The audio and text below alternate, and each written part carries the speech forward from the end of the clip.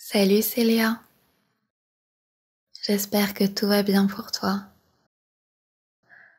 Aujourd'hui, je te retrouve pour la lecture du chapitre 3 de la Genèse. Mets-toi dans un endroit calme et écoute les paroles divines. Le serpent était le plus rusé de tous les animaux sauvages que l'Éternel Dieu avait fait. Il dit à la femme: « Dieu a-t-il vraiment dit, vous ne mangerez aucun des fruits des arbres du jardin ?»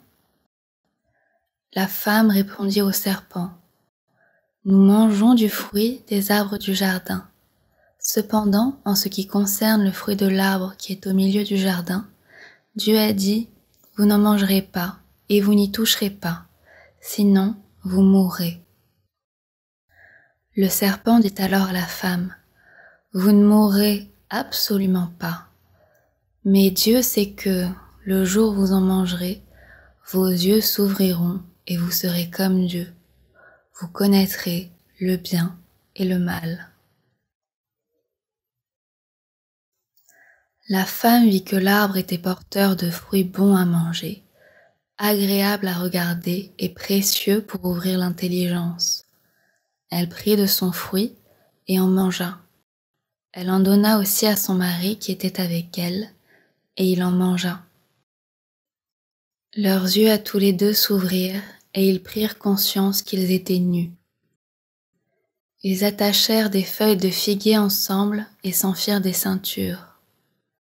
Quand ils entendirent la voix de l'Éternel Dieu en train de parcourir le jardin vers le soir, l'homme et sa femme se cachèrent loin de l'Éternel Dieu, au milieu des arbres du jardin. Cependant, l'Éternel Dieu appela l'homme et lui dit: « Où es-tu » Il répondit: « J'ai entendu ta voix dans le jardin, et j'ai eu peur, parce que j'étais nu. Alors je me suis caché. » L'Éternel Dieu dit: « Qui t'a révélé que tu étais nu? Est-ce que tu as mangé du fruit de l'arbre dont je t'avais interdit de manger ?» L'homme répondit: « C'est la femme que tu as mise à mes côtés qui m'a donné de ce fruit, et j'en ai mangé. » L'Éternel Dieu dit à la femme: « Pourquoi as-tu fait cela ?» La femme répondit: « Le serpent m'a trompée, et j'en ai mangé. » L'Éternel Dieu dit au serpent: « Puisque tu as fait cela, tu seras maudit parmi tout le bétail et tous les animaux sauvages. Tu marcheras sur ton ventre et tu mangeras de la poussière tous les jours de ta vie. Je mettrai l'hostilité entre toi et la femme, entre ta descendance et sa descendance. Celle-ci t'écrasera la tête et tu lui blesseras le talon. » Il dit à la femme: « J'augmenterai la souffrance de tes grossesses. C'est dans la douleur que tu mettras des enfants au monde.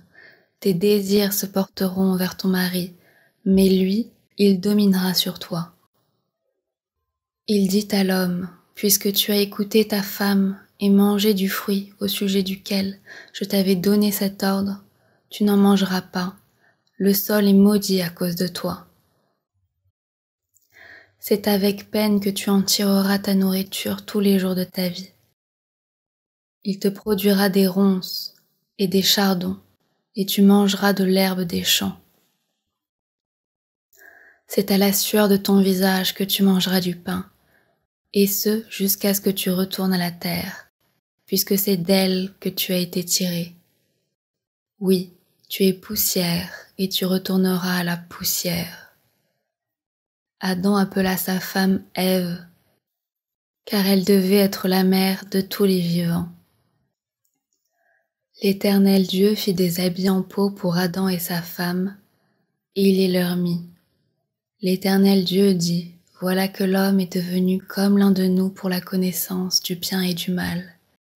Maintenant, empêchons-le de tendre la main, de prendre aussi du fruit de l'arbre de vie, d'en manger et de vivre éternellement. » Ainsi, l'Éternel Dieu le chassa du jardin d'Éden pour qu'il cultive la terre d'où il avait été tiré. Après avoir chassé Adam, Il posta à l'est du jardin d'Éden les chérubins qui agitent une épée flamboyante pour garder le chemin de l'arbre de vie. Voilà, c'était le chapitre 3 de la Genèse. J'espère que ma lecture t'a plu et t'a donné matière à méditer sur la fourberie du serpent et la naïveté de la femme. Je te dis à très bientôt pour la suite et je te fais un bisou.